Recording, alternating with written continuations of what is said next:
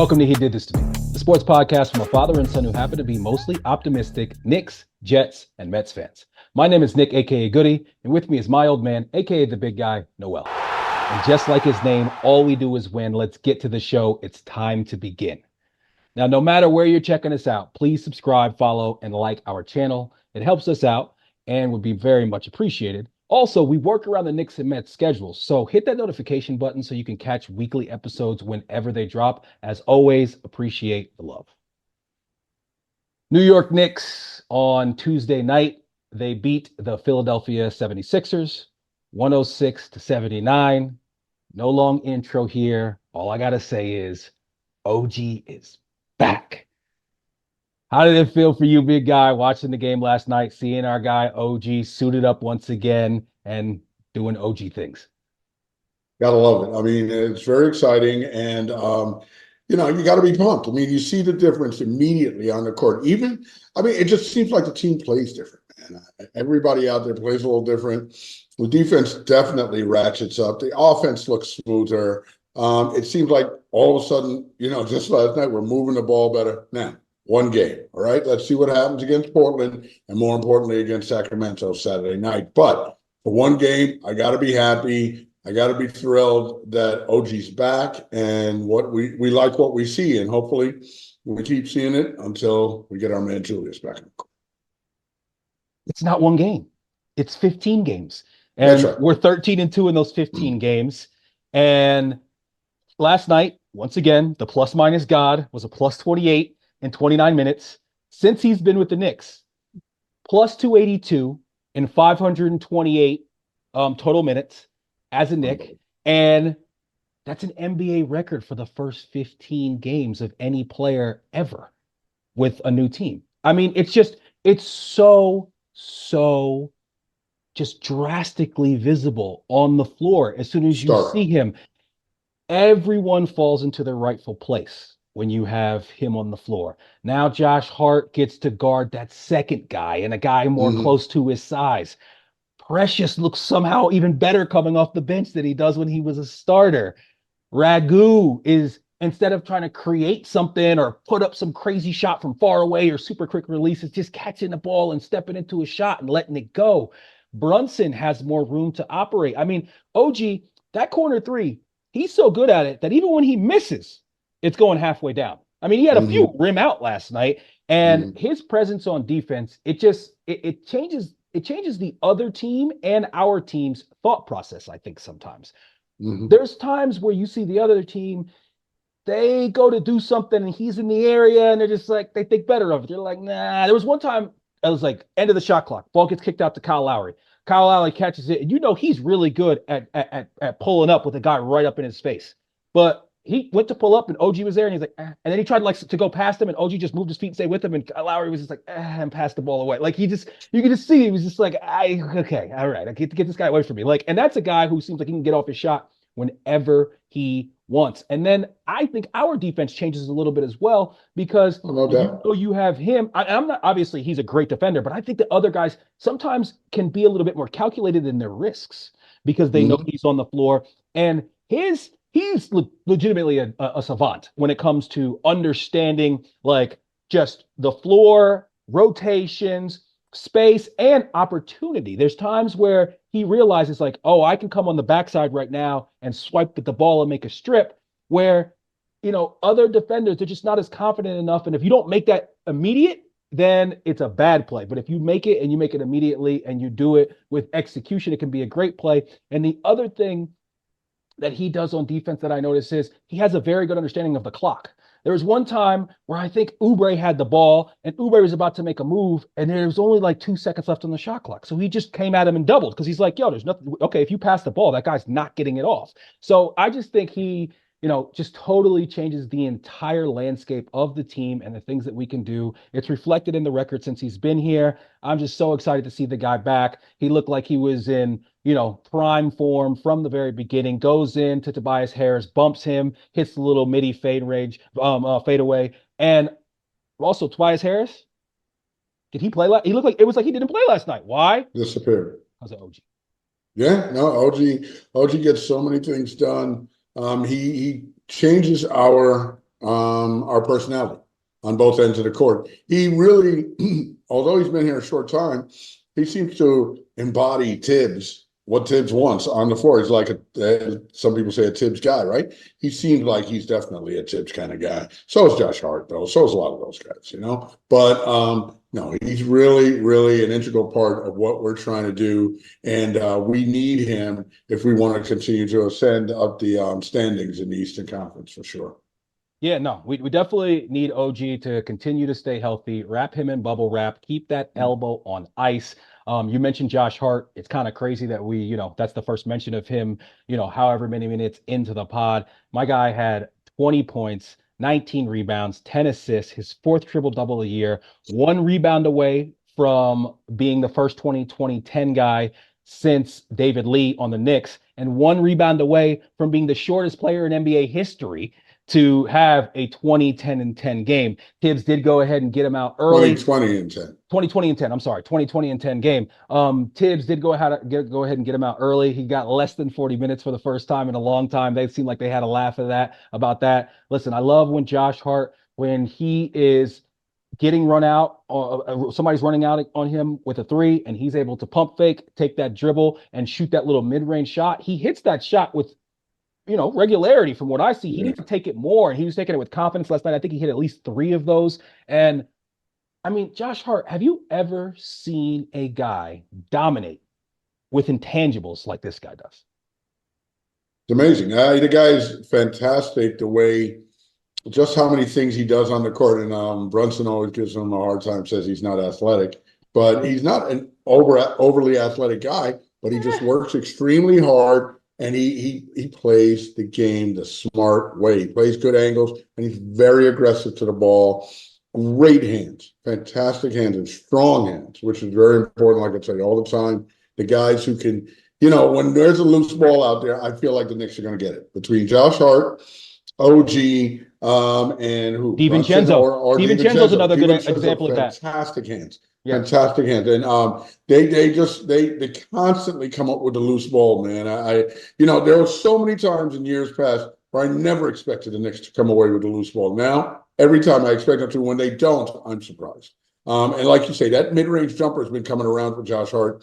He's been making that with a lot of regularity lately. And that's been a very good change of pace for him. Listen, there's nothing but good things you can say. And with OG back, that's going to make Josh better, man. We were seeing the chinks in his armor, like we always say. You put these guys out there too much, you start to see their faults. Now you scale him back to in 30, 32 minutes, 29 minutes, whatever, right around there, 34 minutes. You're going to see him shine more. When you get in those upper 30s and 40 plus minutes for him, that's where you see the warts. We all know that there was some Knicks fans earlier this season questioning Josh Hart's contract. We know that they're idiots. But remember the people last year that were upset that we gave up Cam Reddish for Josh Hart? Cam Reddish. Are you serious right now? Reddish. Come on, man. I sometimes, listen, we have these different hives, the Frank Ntilikina hive, the Cam Reddish hive. And I can admit that there was a time that I was at least buzzing around getting close to the Frank Ntilikina hive. There was a time where I thought he was going to be a guy. He's so long. He's a good defender. He's got good form. If that jump shot ever starts falling, he sucks. Go eat a freaking baguette or something. Get out of here. And yeah, man, like you said, I love how all of those guys with the strong hands, I mean, the Villanova players, they just all play basketball the right way. The way that they cut, I heard somebody make a point earlier talking about the fact that, Jalen Brunson at certain times makes cuts. Josh Hart caught him with a good one last, good pass. He makes the reverse. A lot of star players don't do that. They made the point that like Luka ain't doing that. Luka don't do that. He's just not playing like that. These guys all play the game the right way. I love the behind the back pass from Jalen Brunson to OG for the dunk. The guy's back. Let's get him a dunk. Also, it was actually the right pass. It was like the necessary pass was to put it behind the back right there. There was no flash in it. And yeah, I mean, OG when he made that spin move and just went up with 2 hands, boom. Like he's just. Man, it's such a joy to watch a guy play the game with such an efficient manner. He's not a guy who's so creative on offense, but he's very efficient. The only thing he does sometimes is when he tries to dribble around too much traffic in the paint, it gets a little bit dicey. But I'll take that because just about everything else he does is smart when it's both on the offensive on the or the defensive end. He really does have a very high basketball IQ. And like you said, when he's playing, everybody else moves into their right role and position. Our team immediately gets more athletic and immediately gets bigger. And it just, I can't wait to see Julius come back. The word on him is that he's taking controlled contact. So he's not playing, 5-on-5, taking contract. He's probably got some guy with like a pad, like hitting him and whatnot. And I've seen some videos of him working out. He looks like he's ready to go. He has been able to take this time, so he should have fresh legs and he should have had a lot of time to put up a lot of shots. So I'm hoping that when he gets back, he hits the ground running and doesn't have kind of a sputter to his start like he did at the beginning of this season coming off that ankle surgery. And then last night, the other thing that you see is the difference in the spacing when OG is on the floor. See, in today's NBA, when you want to run, basically you're running 4 out. That's what most people are running in today's NBA is 4 out. One guy that's a big who's kind of floating around the paint, and then 4 other guys who are basically 3-point line or extended, and then there's cutting and different things that happen off of that. So recently we've been so bottled up because we're running a lineup where you have Precious Achua and Isaiah Hartenstein on the floor at the same time. Precious, nobody cares about him in the corner. So now that one guy being able to play a little bit closer, which we talked about this when we got OG as compared to RJ. The fact that he's such an efficient 3-point shooter and that guy has to be just one more step there, and when it's Achua, probably 2 more steps there, it opens up the entire floor so much more. It opens the floor for Brunson to be able to get off in his one-on-one game. It also opens the floor for guys to be able to cut and be able to have open lanes to be able to slice in, get a ball, and either get a rebound, or we're very good at, if the big man rotates over and the other big man is not open, kicking it out to a wide open guy for a 3. Your boy Brunson did a great job of that last night. Overall, the team had 32 assists. Brunson had a ton of hockey assists last night. He had a ton of passes to like a guy like Josh Hart, who he would then make the next pass, and then that would be the bucket. Hey, about OG, that people need to recognize, and people will realize by the end of the season, he's a star player. He is a star player with how efficient he is and how much better he makes the rest of the team. If we are at full strength and we get in when we get into the postseason, people are going to see, man, this team is really interesting. I think you're going to start hearing more and more comparisons to the old Knicks, like 70s Knicks, because of the passing. When we are moving the ball, and listen, love Julius, but that's something even he will see that he has to be good at when he comes back and keep moving that ball, because you saw it yesterday. When OG comes back for some reason, like we said, the ball moves much more. It moves much more quickly, and we're getting good shots and, movement. We're getting guys moving off the ball because the ball's moving, and we got to keep doing that, man. We got to keep doing it, and everybody eats, man. We had so many guys playing well, playing efficiently, and scoring buckets. We do much better when the scoring is spread around on our team. Now, of course, there's going to be many games where you have Brunson and Julius doing the lion's share of the scoring, or DiVincenzo or whoever that night. But that's what I like, is that it can be anyone on any given night. And that is what makes us better, I think, and will make us better come postseason. You just got to throw like a little Julius dig in there, like somehow. You're so sensitive. He was excellent at moving the. First of all, this season, just before he got hurt, he was moving the ball better than he ever had and playing a better four games ever. I know that. 5 assists a game every season. He was doing well at moving the ball. Now, when we got OG, is when we really started moving the ball, and he was doing well then. We just have to keep it up. We can't let the ball stick, no matter who it is. The only people there the ball will stick is with Jalen or Julius. And we deal with it with Jalen, especially because there is no Julius right now. He's our only ISO guy, really, for the most part. But now when Julius comes back, we're going to get ISO there too. So we have to find a happy balance, but keep the movement going. Now it's nothing noticeable because the only one who dribbles more than 5 times is Jalen Brunson, right? Nobody else would even dare. Right. But when Julius comes back, it will change the dynamic slightly. But that's why I hope he comes back with us with a chance to get him on the court, 5, 7, 10 games before the postseason, to be really, truly ready. We need that time together. But the thing is, we don't have time at that time. Listen, obviously you're going to play Julius's minutes because we got to get ready, if nothing else, because he's the best option. But we don't have time at that time to not win games getting better, we're going to have to win games. This is going to be a struggle till the final game, frankly, probably. Listen, man, I saw OG back. If you asked me a few days ago, I was like, hey, can we please just get to the not fall into the play-in? And now I'm like, yo, I want that 2 seed, man. I'm I looking want at that it. 1 through 4, definitely. Definitely One through 1 through 4, four. but I want the two because I'm looking at it and it's like, yo, Cleveland's falling off. They're 5-5. They've lost two in a row. Mm-hmm. Donovan Mitchell has been a little bit nicked up. He has been in and out of the Mm-hmm. lineup, and I can see that definitely within our grasp. We have a really tough, 4-game West Coast trip coming up where we got Portland, Sacramento, Golden State, Denver. Portland, we should win handedly, but as we know, every night in the NBA, anything can happen. Those other 3 games are all tough ones against good quality teams. So, and Denver, last time we played them, we waxed them. So they should be looking to get a Yeah. little bit of revenge. And that's going to be the last game of the trip, which is always a tough one. So we'll see what happens with that. Your boy, I have to bring this up because I said one time during an episode that campaign, I don't like his routine, but I don't dislike necessarily his game. I take that back. I hate his game too. It's terrible. First of all, his form is so terrible. Terrible. Okay. And Terrible. even when he's playing well, he's going to have a moment in the game where he does some shit where it's just like mind-numbingly stupid, where it's just like, God, what are you doing? And what kind of deal does he have going on with the refs where he's allowed to like foul guys hard and play hard hand check defense all the time, and it seems like it doesn't get called? I swear I watched this guy in these last couple of games where he's just like, I mean, he's all over Brunson and DiVincenzo and like hand checking him hard. Like the play with DiVincenzo where DiVincenzo got called for the offensive foul. It got in last night's game where they challenged it and it got reversed and he got called for the offensive foul. Did DiVincenzo offensive foul him? Yes. And I'm pretty sure that the refs can't look at this and go, okay, well, they have to look at what they call the whistle on, and then they have to stop and go on that. But before that, campaign fouls DiVincenzo 3 times.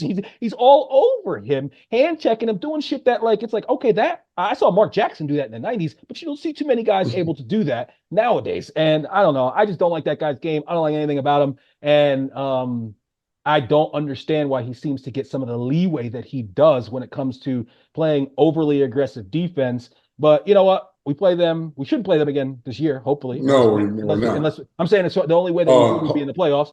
And Philly in the game that we lost to Philly, we played very good defense. We turned the ball way too much. And as I've said from the beginning of the season, when we shoot a terrible percentage from 3, we're going to have a tough time winning in today's NBA. And we settled for too many threes, to be quite frank. I mean, there was too many times where we're just swinging the ball around. And when you have Brunson and he's having an off night, if you don't have an OG and you don't have a Julius, it's going to be tough to come by wins when Brunson doesn't play doesn't play to up to his ability. But I'm glad to see once again, like I said, Ragu take a little pressure off him so we can get him just dialed in with that 3 ball. And also, your boy Deuce playing fantastic.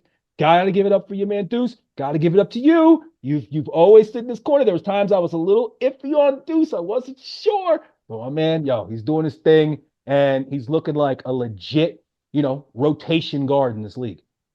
He's a solid player, man. He's a solid player. I just think he's got a solid frame. He plays the game well and, just a tough defender. And listen, man, even I've been surprised with that guy's shot making. Okay. I didn't think, wow. I mean, his 3-point shooting percentage is so good. I was not expecting that. And that pull-up jumper of his is like, what? Where's that? The pull-up midi. Yo. Oh my goodness. And so he shoots with a lot of arc too. So when it's in the air, you're never sure. It's never like when Brunson shoots the ball, sometimes I'm like, that's good. But with Deuce, I'm like, but it's been going in more often than not. And your boy Hartenstein, he's starting to look like his old self a little bit. Really, what we're seeing with him is like he could be his old self for about 20 minutes a game. And that's right. I think that's why he's back in. We need Mitch back. We get Mitch back, we're going to be golden. If we get Mitch back, we're going to be golden at the 5 position. But, right now, man, if I got Sims spelling a little bit and I got Precious coming off the bench, Precious looks great off the bench. He looks better than he does when he's a starter. Like he's so spry. And I mean, there's times where he just goes, how long are that guy's arms? Because there's times where he catches the ball and he's, right in front of the in front of the free throw line, and he just takes one step, and he's just like two hands long, boom, like like Yeah. it's easy. And I'm loving to see that guy. I made a comment last week. I threw it on Twitter about the fact that everybody talked about RJ going home to Toronto in that trade. Nobody talked about Precious coming home to the city, and You what that know? has meant for us and for that guy and for this team. He had a really good post game interview a couple games back. Out that was after the game that you were at last week. Yo, let's talk about it. Orlando Magic, you're in the house. You get Trust to me. see a fantastic performance from Josh Hart, as well as Brunson, and you get to see a Mhm. huge Nick win. And as the game was coming on, whoever the commentator said, like, there's a lot you could tell, there's a buzz in the Garden right now, and I was happy. I was like, yeah, that's what's up. I was glad that you were there for that. Yeah, there was a buzz from the opening tip, and it's so funny because we talk about it all the time. The opening tip, first possession, they won the opening tip, first possession. The crowd was chanting defense, and the Oregon playing and everything, and it was just great. It was classic Garden. A couple times I did stop and just look around the Garden just to soak it all in. Because I mean that's my obviously my sports arena home. And just love being back there for the different views. The Garden obviously has changed tremendously since I had season tickets in the 90s, and obviously changed even more tremendously since I started going in the 70s. So it's great. It's great to go back there and great to see the Garden again. Always love going back to the Garden whenever I get the chance. Yeah, yeah, we're 2-0 this year. We saw the one game in Phoenix. We saw, you were at that game. Not just two wins, but two like great performances overall by the Knicks. So I don't know if somebody works at MSG, somebody who works with the Knicks. Kind of seems like having us to go to games is a pretty good omen. I'm just throwing that out there. But we've talked about all the good. Can't move on without talking about your boy, Alec Bricks. Oh, yeah, that's too bad. Yeah. Yo, what's going on with this dude, Daddy? He's 1 of 6 last night. He continues to not be able to hit the side of a barn with his line drive or a beeline shot, as my man Clyde would say. I don't know, man. I don't know about this guy. Listen, I'm done with him. I'm over it. I'm like, let's see some shake. He played 12 minutes last night. He's not going to play any more minutes than that come playoffs or any game that's important if we're anything close to full strength. Give me some shake. Give me all the deuce instead of him. And I gotta say this. I have a little bit of hope for this guy, but he's not too far behind as far as like being on my I'm done with you list. And Bogdanovich, man, he's looking pretty shaky himself, yo. His defense is mad sus. And when that guy puts the ball on the floor, sometimes it can be a bit of an adventure. He Yeah. gets his shot block. He gets his jump shot blocked more than any player I've ever seen. And it's just like, dude, man, I'm hoping that with OG coming back, he gets a little bit more time to once, like we said with everybody else, slot into his position, do the things that we need him to do, and Yeah. he finds a shot because at this point, man, it's looking like Detroit won the trade. Well, I don't think Burks. I don't know what to say. The guy's been a bit of a disaster. He needs, he needs to go to with the Tin Man and get a heart transplant. And then your man, your man Bogey, I think will be all right. Bogey is having a tough time of it now, but I think Bogey will come around, like you said, with the with OG coming back and us sliding into proper spots. I think Bogey will be all right. I really do. I think Bogey has that kind of shot. He has that kind of talent. He's in the gym. He's working right now. He'll be okay. Yeah. All right. Well, I mean, I've got the faith in him. I've had the faith in him. I'm still holding a small amount of faith in him. Bogey, I need to see it, Bogey. I need to see it. All right. Need to Like I see it. said last week, Bogey is appropriate because he has not been playing up to par. But I mean, hey, we're gonna see these next 4 games starting Thursday night, and we got to take care of business against Portland. And then, if we Yeah, could come back from this trip 2-2, I'd be happy with that. I'd be happy with that just because it's a tough one. But if we could get to 3-1, that would be great. that'll be fantastic. New York Jets, free agency so far. There's a lot of people screaming, what is JD doing? Does his phone not work? Seemed like we were starting a little bit slow. And I'm okay with that because the times where I've seen us make big splashes in free agency hasn't necessarily worked out so well for the Jets. But Yeah. we did go ahead and sign John Simpson. He's a left guard. He's coming over from the Ravens. He has been very dependable. I did see a comparison that said he's pretty much just like Lincoln. Lincoln, what's his name? What's his last? Tomlinson, Like Tomlinson. Lakin, And yeah. yeah, and I was a little upset when I saw that, but then I saw some other people saying like, no, no, he's much better than him. Yes. And I don't know. I'm not going to sit here and act like I know how good this left guard from some other team is, but we did bring back Morgan Moses, which I Hmm. like that because Hmm. I've seen him play, and he's another guy who's dependable. Seems to never miss a game, and he was a solid right tackle when we had him. They also went ahead and re-signed Greg Zerline.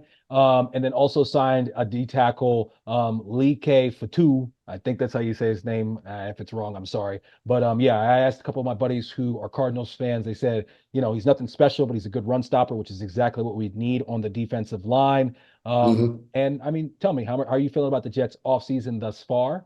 And who are some of the guys that you would like to see the Jets go after moving forward? Well, I think, like you said, the Morgan Moses bringing him back is good. This guy Simpson, I get what they're saying with the Lake and Tomlinson, comparison, but he's better than this guy. When you see the little video clips on him, I did a little dive on him yesterday with the video clips and listening to people talk about him. He's got a very mean streak, man. He likes to. He's a road grader. He loves to drive people in the ground. When you see him, he really thrives on smashing people into the ground, which you love on your running. He can get better at pass blocking, but listen to me. People say, oh, he got a lot of penalties. So I looked at that. He had 10 penalties last year, which not so great, I right? think But Becton had 10, 10 penalties in one game one time. Becton had almost 20. I think he had 18 penalties, Becton did. And, this guy's just so much better than like a Becton when it comes to that. And he gave up like one sack all season, or like 1,000 snaps, and they say that's his weakest thing is his pass block. And he only gave it one sack to with what's his name running around behind you, Lamar. Lamar, yeah. So that's very tough. I like the I like the defensive lineman, the fellow from San Francisco. Is it Kirkland? I forget his last name. Yeah. The gentleman from San Francisco. He looks pretty good. He looks strong. He looks like he's in the mold, and these guys know him. They're familiar with him. So I'll assume he will fit the mold for us. Listen, the other thing is guys like Solomon Thomas, Quentin Jefferson. There's a good chance we bring those guys back on the cheap anyway, Mm-hmm. right? Mm-hmm. So I like that. I like Tyrod Taylor as a backup quarterback. I like Like him. Tyrod. Jacoby Brissett would have been better, but Jacoby Brissett wanted to go somewhere probably and compete for a starting job. I get that. But he wouldn't have wanted to come to the Jets. Anybody that comes to the Jets knows you're second string unless this guy gets hurt, right? So that's fine. So I have no problem with Tyrod Taylor. As far as what else we need, obviously we need another, offensive lineman, hopefully in the draft, depending on what we do there, and maybe a couple guys between the draft and free agency or undrafted free agents just to fill out the roster to backfill. As far as receivers go, Nick, you were saying you like this guy, Mike Williams and whatnot. I have no interest in the guy. He's been injured. He was out. He played 3 games last year, ACL out the whole year, and he was out the year before. I don't need guys with injury histories and guys who are going to come and want to command real salaries. What I think is a good guy, he seems to stay healthy. I want an inside guy more, not necessarily a slot receiver. That we got Gibson for, but I need that Z to be like a guy like a Hunter Renfrow, who is about to be free, like they're saying from Dallas. I need a guy who's not going to. I don't need a $20 million a year receiver. I don't think that's who Garrett Morris is. Although we're not paying him that much yet, but that he fills that role. Garrett Wilson, Garrett Morris from Saturday Night Live. Actually, a great opera singer. Not many people know that. Oh, but he's one of those people. He's one of those old Hollywood people where, like, if you're back then, you could do everything. You know what I mean? Like, if you're the type of guy who gets into anything back then, you could sing, you could dance, you could do it all. Yeah, no. But Nick, I mean, opera like Italy in the opera level opera singer. If you Google on YouTube right now, Garrett Morris singing opera, you'll be blown away by what you see. Anyway, a little nugget for you folks out there. But no, Garrett Wilson, he's that guy for us. So I need another guy who's willing to come back and get the ball. I need a guy who's doing more of what Lazard should be doing. Okay. I don't need a burner, a Calvin Ridley. This guy, I don't need a guy that I'm Ridley got signing four signed years. today. Right. I don't need a guy that I'm signing 4 years and paying him $90 million. That's not what we need right now as far as a receiver. It just isn't. So I think we bring in a guy like that. We're fine. We need to run the ball a lot. We need to, figure out this offensive line. That's where we're going to spend money. But I don't like this guy Tyron Smith either from Dallas that people are talking about. It's Tryon. I don't know what his first name is. But the big fellow from Dallas, he's very good, but he's injured a lot. He misses at least 5 or 7 games a season. No, you can't bring that guy in at big money. No, I hear you on that. I hear you on the Mike Williams. I still want to get a slightly bigger name at wide receiver than Hunter Renfrow because I think we need to get a guy who is going to make it hard for teams to double team Garrett. T. Higgins is the guy that I would like. I do like the Yankees. I really would have obviously the one guy that I wanted, he ends up going back to his team is Mike Evans, but so he ends up going back. So that's not up there. Yeah, But yeah, and for a you got boatload of money too. yeah. I mean, Money. listen, Mike Evans is the best receiver the last decade. He's going to get paid. Right. And then I would have liked a guy like Calvin Ridley, but he's already been signed. Calvin Ridley, he's going to the Titans, and yeah, I just feel like we need another weapon. I think in today's NFL, if you don't have both an X and a Y, then they're able to really focus on the one guy. It's all going to come down to Rodgers, obviously, because a guy like Alan Lazard, who is definitely not my favorite yet, he becomes a much better player if he's playing with Rodgers. And That's so, right. the one thing that I do like that Joe Douglas hasn't done thus far is go out and sign a bunch of guys that Aaron Rodgers likes. Okay, we Yeah. saw that experiment. I don't want Bakhtiari. I've heard that. If we sign Bakhtiari, I'll be so pissed. Well, some people are saying if you sign him, he can be a mentor to like the offensive lineman that you draft. We signed the mentors, man. Didn't we signed a mentor last year Randall Cobb. with Randall Cobb, exactly. Yeah, Randall corn off the cob because it's over for him. Yo, man, come on, man. I don't want to hear any of that shit. Get guys in who are going to contribute on the field. And we don't need any more mentors. We don't need anything else like that. Speaking of some of the signings that we brought in Billy and Turnstile. some of the people that Billy Turnstile's another guy, and some of the people that we brought in that were supposed to be, support for Aaron Rodgers and them not playing so well. Your boy Mecole Hardman had something to say about that, specifically your man Hackett, and then Sauce had a little bit of a clapback. Sauce was on the pivot yesterday. Love what they're doing over at the pivot. Shout to Ryan. Jesus, what am I missing his Ryan name? Clark. Ryan Clark. I want to say Ryan Howard. I was like, that's not Ryan Howard. No, yeah. Shout to Yeah. Ryan Howard. And I mean You just said Ryan Ryan Clark. Howard. Come on, Ryan Clark and what they're doing over there. But yeah, man, I love the pivot. I love that show. It was very interesting listening to Sauce's first interview on the pivot, and if you listen to his second one, because he was on the pivot like last season. He I saw clearly that. he clearly has he's matured and he's more comfortable. And Ryan Clark even says it during the thing. He's like, you're way more like open and not as on guard during this one. But he did, explain a little bit more what he was saying about this guy, Mecole Hardman. No real big, headline catching, nothing really different from the tweets that he said. But I do how like Sauce is, even in everything he said, he still throws out there. And listen, I'm proud of him and I'm happy for him for the ability to go to that team and ball out in the Super Bowl and all that and get another ring. Good for him. But he says, the guy just kind of didn't earn his stripes with us and, didn't have a great attitude. And I'm sorry, but I don't think that players and even a Joe Douglas are alluding to the fact that this guy, might have been giving up our game plans to other teams just on like a hunch. I feel like they have a good idea that he actually did that. And I don't know, there's no part of me that feels any type of way about Mecole Hardman not being on the team anymore. But I thought Sales handled himself well in the interview. And the two things that he said when they asked, what do you guys want? He said, I want I want to make sure that we keep your number 8 protected back there. And I want to make sure that we have, somebody that doesn't allow them to double team my man Garrett Wilson. So really interested to see the defense should just be better. We're not losing any real impact players. Some could say that Huff was an impact player. I think that Huff is good. I think he's a very good situational pass rusher, but I think that some of his performance last year, a lot of it was due to the fact that, first of all, we coach up D linemen well, and he was playing on a fantastic D line. So therefore, he's able to be in a little bit more one-on-one situations, which he goes to Philly. They have a very good defensive line as well, so he should continue to shine. But I do understand in this cap strap league, how sometimes you got to make some sacrifices.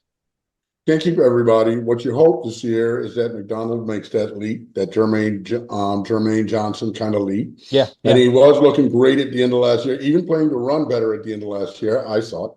So I expect that. And listen, this is what the coaches get paid for, right? To coach a guy up, to get the guy in the system and grow him up. And hopefully we'll see more of that, maybe some weight gains getting a little larger in the offseason. And hopefully we see more of that. I mean, I do, listen, you never want to lose Bryce Huff or somebody like that, but it's always going to be somebody. Every couple of years, you're going to lose somebody good because that's just the nature of the game. You can't keep and pay everyone. So, hopefully we lost the one guy we can afford to lose and we continue to get better. I don't take for granted that the defense is just going to get better because every year is a new year. And we got to go out there and prove it again this year that we're a good defense because you start out the year 0-0. And, we don't start out as a top-rated defense. Let us lose the first game 34 to something and see how hard it is to fight back from, that. So I just hope they come out with the right mindset, which they seem to do. Like I've always said, they seem to have a good coaching philosophy and the way they coach the team up defensively. I need them to have that level of continuity on the offense. And that's what we're hoping, that Saleh makes it his personal mandate to make sure that that offense is more tightly run and just tight in the way, uniform in the way they do things this coming season. Yeah, make or break for him and everybody else in the organization. No So doubt. we'll see how it all works out. Not too much to talk about in Mets land, but I did want to touch on your boy Sugar coming back, making his Sure spring looks good. debut, scoreless, 3 strikeouts, looking like the Edwin Diaz that we know, man. It's great to see him back. I thought that, the ripple that sent through our entire team last year, and especially our bullpen, was probably the biggest reason for our failures. And I thought that early on in the season, the inability to shut down and close down games, guys having to pitch big innings that we didn't intend to, just totally changed everything. And I also think mentally, when you're a team and you're getting ready for a season and, you got all these big expectations, and then, you're watching a World Baseball Classic game and this guy goes down in a heap during a celebration. These guys are humans too, man. There's got to be a part of them that just Brutal. totally takes the wind out of your sails. So good to see him back. Good to, can't wait to, hear the trumpets, to the tune of 30 plus times this year, and, see my man Diaz have another big season. Yeah, I'm excited for the Mets season to start, of course. Hey, because I love the Mets. But, I think that it'll be interesting. I did read an article today saying that the Mets are talking with and open possibly with JD Martinez to back up Alonso. I mean, listen, man, I think that would be a huge signing for us to give Alonso cover because I'm sorry, we got nobody right now. Who's covering him right now? Marte? I don't think that really. Francisco's probably going to hit right Francisco behind him. Alvarez, right. I I guess mean, so. no, it needs to I be don't. better than that. It needs to be better than that. Yes, Listen, go get yes. JD. And the thing, at this Go get point, JD. it's not huge money or long years. He's clearly not going to get that from anybody. So you have a Right. chance to go in and get that done. I really hope that they do. I think that totally changes the landscape of our entire lineup. If you add a guy like Absolutely, him, he's a man. professional hitter. Absolutely. He's got pop, and like you said, he's going to provide some protection to Alonso. So yes, go get JD. And quick note, just today, I was just at a spring training game with some work people not too long ago, and one of my guys sees me with a Mets hat on, and he says to me, "Oh, you're a Mets fan?" I said, "Yeah." He said, "Yeah." He's like, "I actually know one of the Mets players really, really well. My guy Kyler from work." And I said, "Oh, really? Who?" Like Brandon Nimmo. And I was like, "Oh, you grew up in Wyoming." He played high school baseball with Brandon Nimmo throughout all of high school. Okay. He was a pretty decent baseball player himself, it sounds like. And yeah, he says, Nimmo was just always that guy. Nobody knew about him. They had to travel and go way far away to be even play high school baseball, but they played on like some travel teams together. And that Nimmo just burst onto the scene. There was like some showcase, and he just went off in that showcase. And all of a sudden, he was burst on the scene. He was, the 13th overall pick. And he's like, "Yeah, it's crazy when a guy is literally sitting next to you." And he's like, "Yeah, yesterday I got $4 million in my account." Like, I don't know, something, you know what I mean? Like, Wow. right? But yeah, pretty cool that he was boys with Nimmo back in the day. NFL free agency. What? Wait. Back to the Oh, Brandon Nimmo okay, thing. Is your go. guy getting us good tickets when the Mets come here? I That's don't, the real question. listen, hey, I didn't want to immediately go into that, but All right. Well, you that's your goal. best believe I'm working that angle. I Okay. got something else to tell you when we get off camera, but I think we're gonna be all right when the Mets come to town. I think we're gonna be all right when teams come to town in general moving Okay. forward. But Good to know. I'll give you that You info. heard it here, folks. Yeah, all of the pressure's on now, right? You got the Hmm. tape to go back to reference it. Exactly. But yeah, no, NFL free agency. I think it's so weird that they call it the legal tampering period. What does that even mean?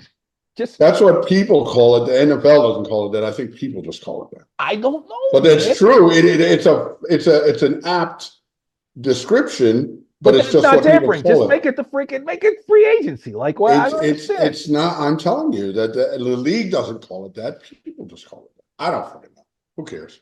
We all know what it means. Yeah. I don't think it. I don't know. It just seems like everybody says it. I guess it's just like I don't know. It's sexy to say. I guess people love saying Biggest that. pickup so far in free agency. Biggest signing. See, I'm gonna go a little bit off the beaten path here. I mean, I guess it's not too obscure, but it's something that I called for last week. I think Russ to Pittsburgh is the biggest one. I mean, I think a Russ lot to of people are Pittsburgh going to is say huge. a lot of people are going to say, Saquon to the Eagles, you got Cousins to the Falcons, Derrick Henry to the Ravens, which that's a problem. I mean, when you got Oh my a God. read option where the option is him and the other option is Lamar. I mean, come on, man, that's There's no really way. really tough to start And they got stop. that 300-pound guy to use at fullback Yeah. sometimes. Yeah, It's insane. it It's is. insane. It is. That's going to be really, really tough to stop. But I mean, I think that Russ, as we've said, I think he's still got a little bit more left in the tank.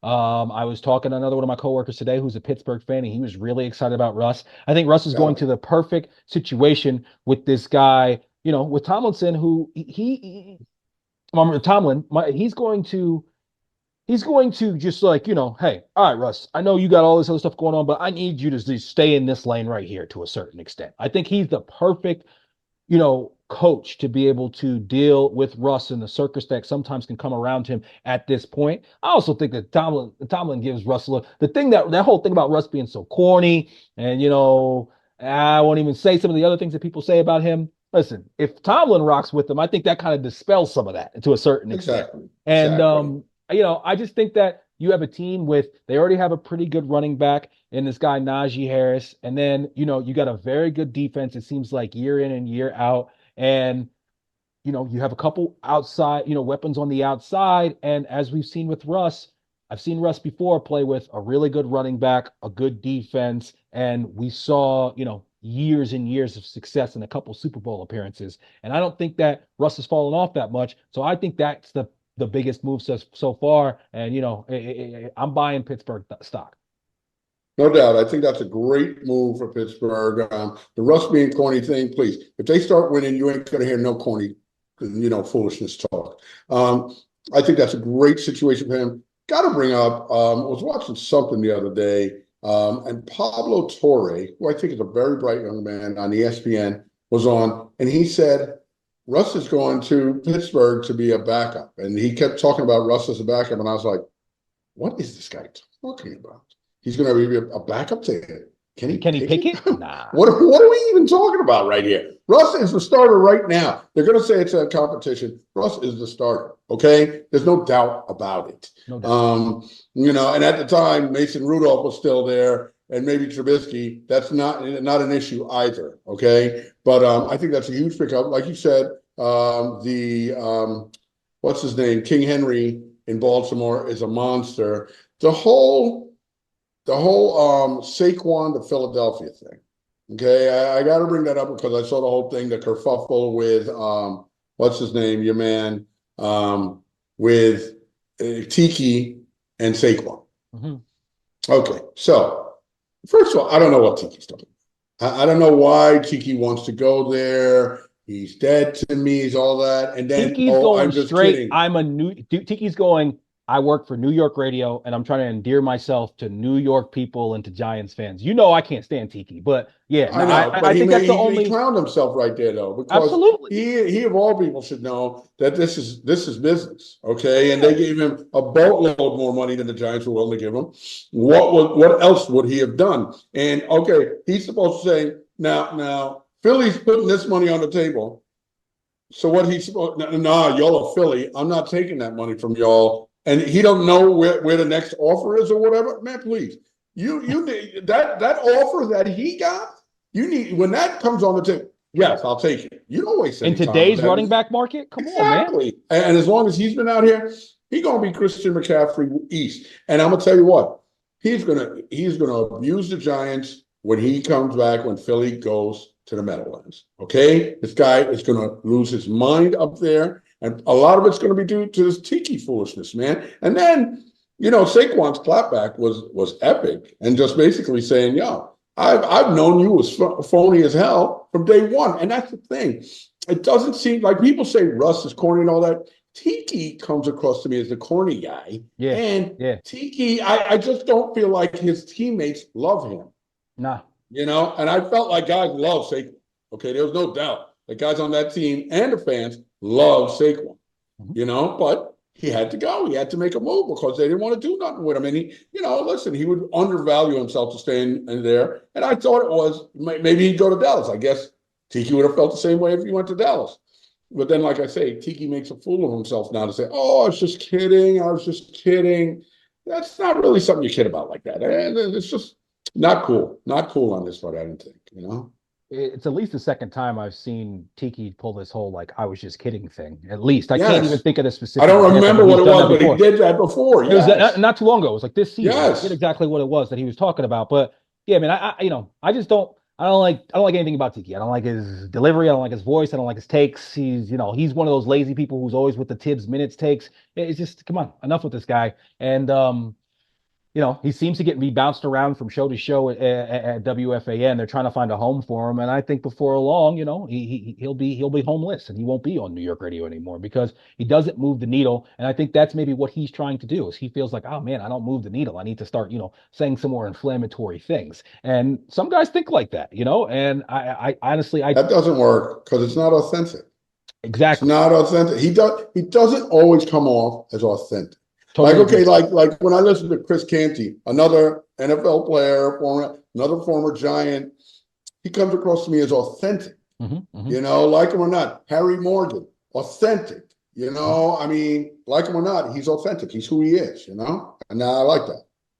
Totally agree. As far as Saquon, um, I love that signing by the Eagles. If you're them and Huge. you're losing a couple offensive linemen, you're losing, a very good defensive lineman, and you look at Jalen Hurts and his inability to stay healthy last year and him being, even though he played, he was banged up the entire year, had a down year, and a lot of people surmise that's why you bring in this guy and now he's able to take that pressure off him. You're not asking, Jalen Hurts to sneak many 1 yarders. And if you just having Tiki in the backfield will make those sneaks a whole lot easier if you do to try. I'm sorry, Saquon. Saquon in the backfield if you do try to make those. Yeah, tough day for me today. But as far as Saquon's concerned, Saquon, listen, no Giant fan could be mad at him. He did everything he could to stay at the Giants. Remember last year, he could have held out. He didn't hold out. He came back. No running back does that. Best possible soldier. I mean, Right, he did the man. right thing.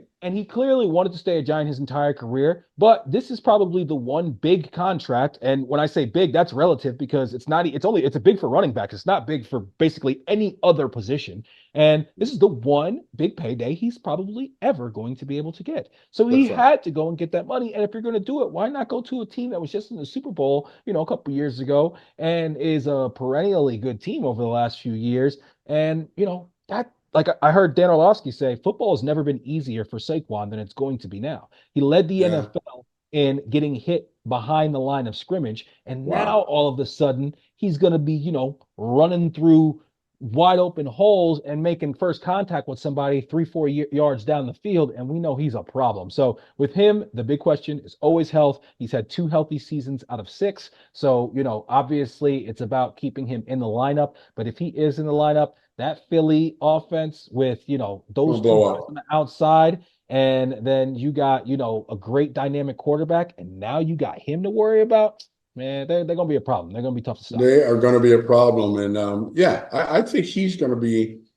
I think he's going to be outrageous down there, man. I really think he's going to be good, and just hope he stays healthy because I think he seems like a great ball player, a great teammate, all of that, man. He was the face of the Giants. I mean, more so than their quarterback, he was the face of the Giants. Hey, one quick part, one of the biggest losses of the free agency, quiet as kept, a team in our division. Miami losing Christian Wilkins. That's a huge, huge loss for them, man. Yeah. I don't. Yeah, he is a hell of a player, and now he's out in Vegas, so I'm good. Get him out of the AFC East, and I'm good. It makes them a little weaker, but that's a huge loss for them. I totally agree. And, I'm glad to see him get out of our division and also, away from the hated Finns.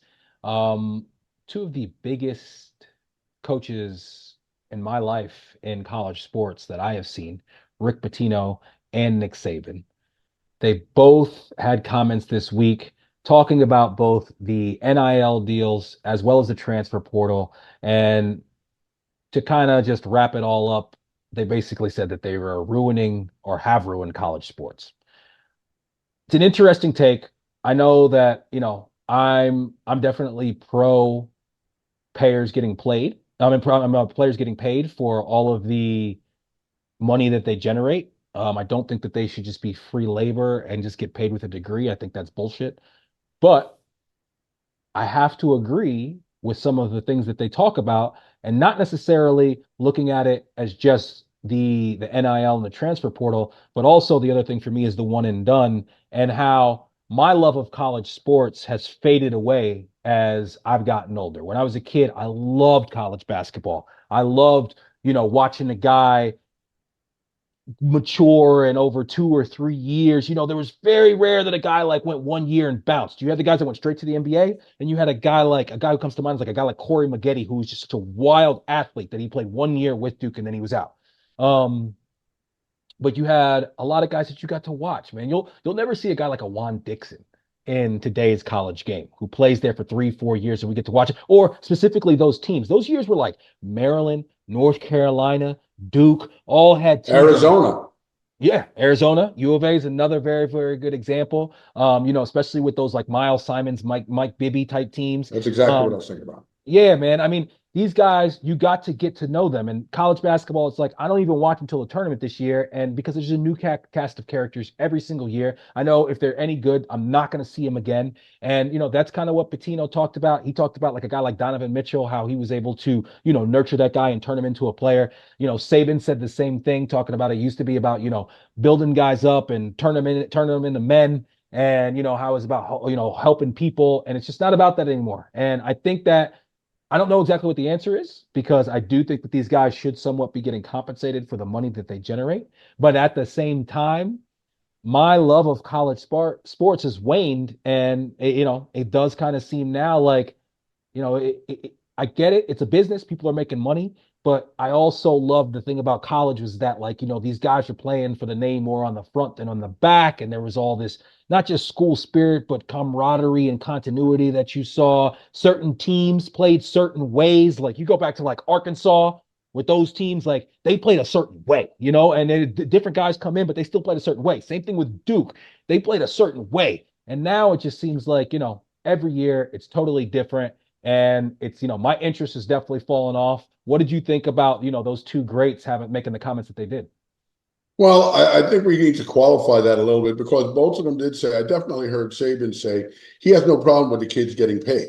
Yeah. He just Pitino has a said the same. problem. Right. He just has a problem with the way it's working right now. And I think, listen, this is the wild, wild west right now. This is going to figure its way out somehow. We're going to need like a basketball czar. It's not going to be the NC2A. It's going to be somebody else, a commissioner or something for basketball and for football. And let's remember this too, especially in football. it's a lot of players move. We hear about the players that move, but the star players who are really good at their schools, they ain't going nowhere. Okay, in football, they're there for 3 years. The really star players who are really good, who are first string, Nick, they're not moving. Okay, the guy who's the starting quarterback at Bama is not going anywhere unless he loses his position. We've seen But a most of those lot of guys, quarterbacks, especially moving I around, know, but though. that's because they're not starting. Okay, they're not the starters. Okay, What about if Bo you're Nickel? starting, what? What about Bo Nickel?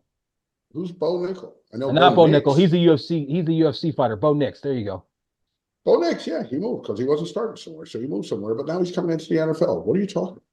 I'm saying like he's a guy who I don't He know if moved he around was. a lot Yeah, he moved around a lot. Even Jalen Hurts, he moved around a lot, but that's because he because got he he got lost his he got starting to position. Tua to Tua. Yeah, Right, yeah, right, right. yeah. It's always that way. And with basketball, it's worse though, because there are so few players. We don't see the continuity. I know you don't watch women's college ball much. I watch it more than you do. But part of what makes that interesting is the teams. And you look back and the same teams. This girl, Caitlin Clark, if she was a college, a pro, men's college player, she'd have left the college game a long time ago. Fair. She is a phenom because she's just growing, and everybody watched her from freshman year on up, and she's amazing. I don't know how you cure all these things. I'm sure the smarter minds than you or I, who know more about the college landscape, will figure it out. First of all, the kids have to keep getting paid, but if you really change things, Nick, I just don't see how you're going to have,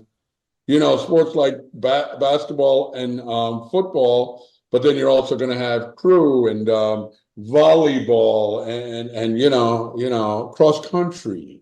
Because they're so drastically different on pay scale, but we're still going to have to find a way to raise money for those sports too. And I don't see if you start paying athletes for these large sports, how they don't get something as well. I Yeah. don't know how you figure that all out. Maybe a work study program. I don't know.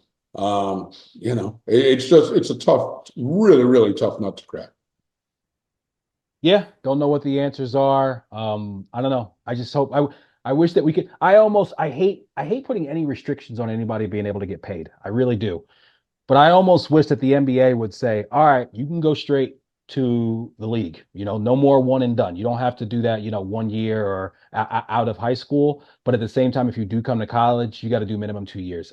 But then there's holes in that too, man. Like I said, Right. I don't have it figured out. I don't know exactly what they're going to do, but it does seem like, currently a lot of the players, a lot of the coaches specifically, not necessarily the players, just don't feel like it's the spirit of college sports. And But I think that's over. A lot of people want to act like that's just over now, Nick. And if we want to say that, that we don't want guys, we say guys got to stay 2 years, and I get it where you're going with that. That makes sense to me, a little more continuity in the game. But I don't know. I think allowing guys to go straight from high school, now I worry about all the guys that come straight to the league and they suck, and now they're on the streets. Yeah, You but know we what I saw mean? that back in the day. We had the Right, Kobe's and the Jermaine O'Neals and these guys, but then we had other guys who we don't remember their names anymore because they right. didn't cut it. They weren't able to get it done. And so then that's going to become a thing where it's like, okay, do I go and do this and go straight to it, which is kind of a similar, that's kind of the thing that happens in baseball. In baseball, when you get drafted, you can go play college, but I'm pretty sure you get to be there for a certain amount of time, and then you come back then you go back into the draft. You can get drafted straight out of high school, or you can go that route. But with the NBA now, they have the G League.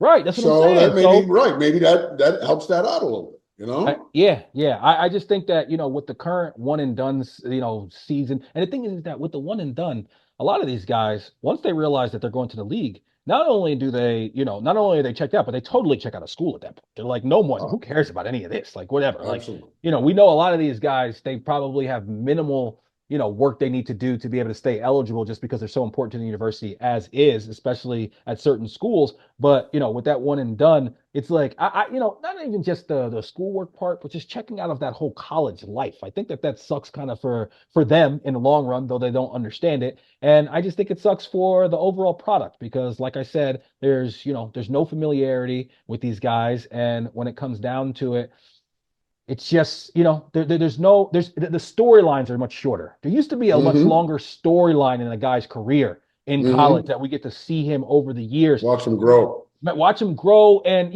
sometimes a guy could come out, but he decides to stay another year and he either hurts Mm-hmm. his draft stock or he helps it, or you never know. But I just think that in sports, getting to spend some time in a program, it will also lead to a better product on the NBA floor that we end up seeing when those guys come in, especially immediately. 100%, man. 100%. Listen, yeah, for quite a while, you had a lot of people feeling like, oh, well, if this guy's a 2, 3 year player in college, then he must suck, and you want a guy that comes out early. Look at all the players on our team right now. You know Yep. what I'm saying? Yep. You're seeing many more and more guys in the NBA that are really good, are really have been to college and played for a good coach, and for a while. Listen, you got your phenom types like a Luca, who never went to school and Yeah, but who's he was been playing playing pro ball professionally from the since time he he was was 16. 14. Yeah, right, right. Right, Yeah. right, right. Like that, which is not going to happen in this country. But you have a few guys like that. But most of your guys, Nick, will benefit from playing 3 years in college and playing under a good coach. They're going to benefit. And I don't think they just benefit on the court. Most of these guys, Nick, when they stay in school, they're going to go to school.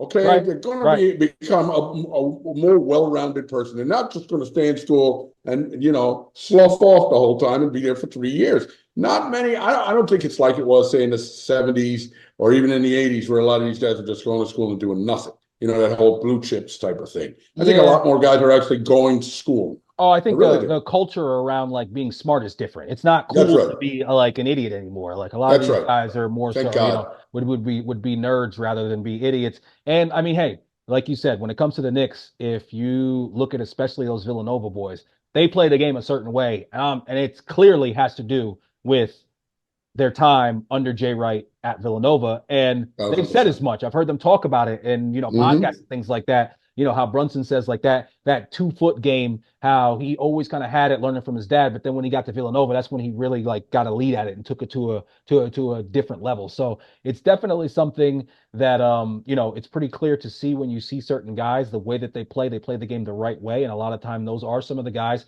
who spend a little bit of time developing that, in the college, in that college space. And I just, I hope they figure something out because I would love to be, They will. I would love to be into college basketball like I once was. I really would. I used to love it so much. And really, the biggest thing that you got the one and done for me, and then the dismantling of the Big East. That really just like, turned me away from college ball Sucks. because I loved the Big East so much growing up and, watching the Big East tournament and all the different storylines with that. And now Syracuse is in the friggin' ACC, and like, come on, that doesn't make any sense. I hate that.